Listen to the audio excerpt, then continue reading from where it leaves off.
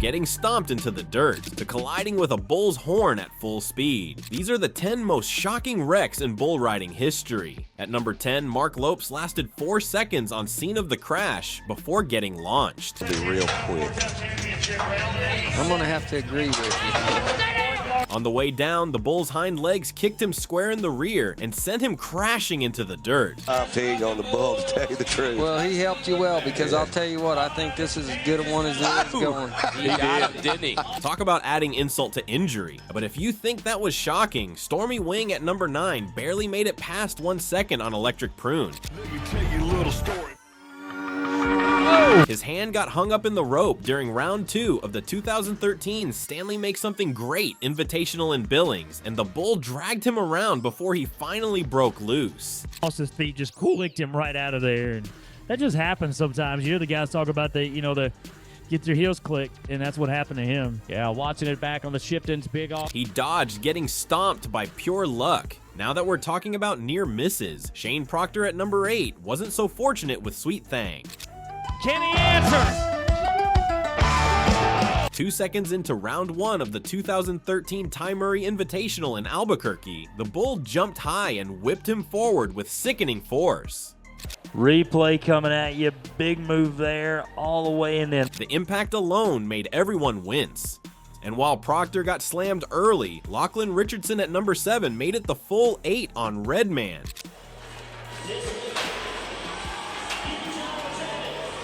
But as he dismounted during his first Built Ford Tough Series attempt, he landed directly into the bull's horns and got launched hard into the ground.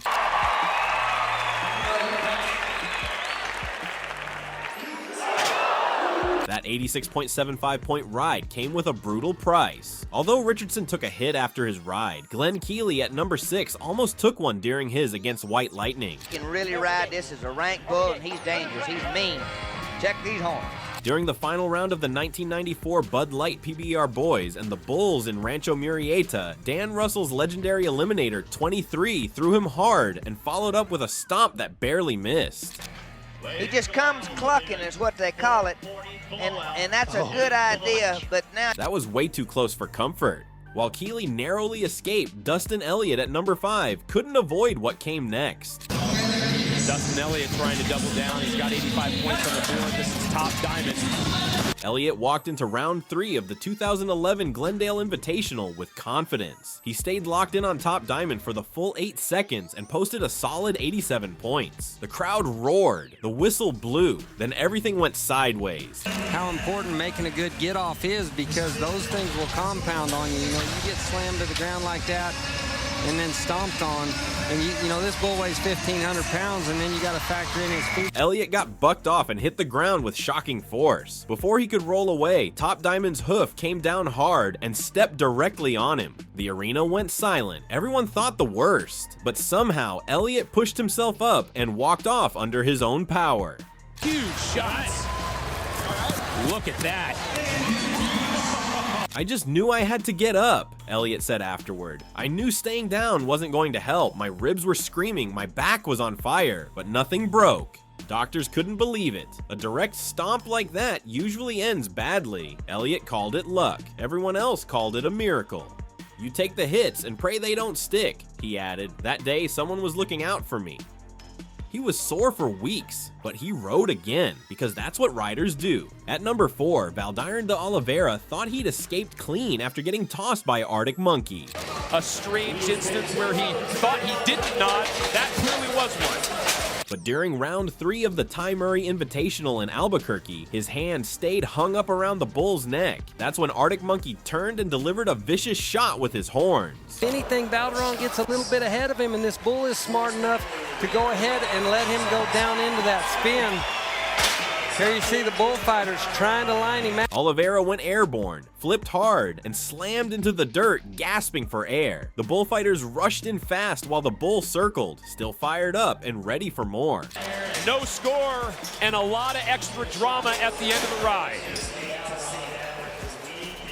As he scurried away to the fence, his ribs were throbbing. His chest felt tight. He was trying to catch his breath. I should have freed my hand faster, Oliveira said through a translator. That's my fault. Arctic Monkey just took his opportunity. Can't blame him for that. The hit bruised his ribs and shook his confidence, but a few weeks later, he was back. Back in the arena, back on another bull. "You can't let one wreck stop you," he said. "If you do, you'll never ride again." Now, even though Oliveira took a hard horn shot, Matt Triplett at number 3 got absolutely pummeled by Al Capone. Bull rider in the world, Matt Triplett. Columbia Falls. The bull burst out of the chute during round 1 of the 2015 Express Employment Professionals Invitational in Charlotte, and from the first buck, Triplett was in trouble. Al Capone jerked him around violently, ragdolling him with every spin. The 4th-ranked bull rider in the world is walking out of this arena in Charlotte. I want you to tell him just how tough you think he is. Then he got thrown off, but his hand stayed caught. Also want to point out, Al Capone kept bucking. Triplett bounced off the bull's back, flipped upside down, and took a direct hit from the horns before finally breaking loose. He crashed into the dirt and scrambled out of harm's way on shaky legs. wow. Al Capone from Chad Berger and Clay Struve. It looked brutal, because it was. "I got destroyed out there," Triplett said. "That bull didn't just buck me off. He made sure I felt every second of it. Being hung up felt like forever." His shoulder was tweaked, his ribs ached for days, but nothing snapped. Still, the wreck left its mark. "You don't forget rides like that," he said. "They remind you how fast everything can turn. One moment you're fighting, the next you're just trying to survive." Triplett sat out for a bit, but he came back. Quitting wasn't in his vocabulary. Although Triplett got ragdolled and flipped around, JB Mooney at number 2 took a header that could have been much worse. In 4, Luke Snyder had that 94 on right here in Fresno. Little fake. Mooney was still early in his career when he drew Werewolf Snuff in Fresno. He'd been riding clean all season, avoiding major wrecks and stacking up points. But this bull had other ideas. Werewolf Snuff exploded out with ferocity, jerking Mooney around from the start. Then it launched high, whipped him forward, and sent him crashing down head first. Take a look at this. This is absolutely frightening. The way he comes down. His head hit the dirt hard, and his body bent in the opposite direction. However, he reacted quickly and scrambled out of harm's way. The crowd froze. Medics sprinted toward him. For that 8 seconds. Really changes things up and leaps into the air. Look. When he finally got up, his eyes were glazed. You could tell the pain was unbearable. "I wasn't thinking of anything, I just knew I had to get away," Mooney said later. "Everything went red after I hit the ground. They told me I was lucky my neck didn't snap. I believe them." The wreck rattled him in ways most don't. But Mooney didn't let it end his story. He came back sharper and more focused than before. "That wreck taught me respect," he said. "Respect for every bull, because any one of them can end it all in a heartbeat." Now, at number 1, Ryan Prophet found out just how quickly everything can change. It was round 1 of the 2017 Real-Time Pain Relief Velocity Tour in Hampton, and Prophet was riding solid. He made it all the way to 8 seconds on Steve Spot. The whistle blew. He thought he'd survived. Come on, Hampton! But Steve Spot had one more move. Prophet got jerked forward and collided headfirst with the bull's horn. The impact was vicious. Then he bounced off the back, straight into the horns again, and got flung off with brutal force. By the time he hit the ground, Prophet was unconscious, completely out cold. The arena fell silent. Bullfighters rushed in immediately, waving for backup.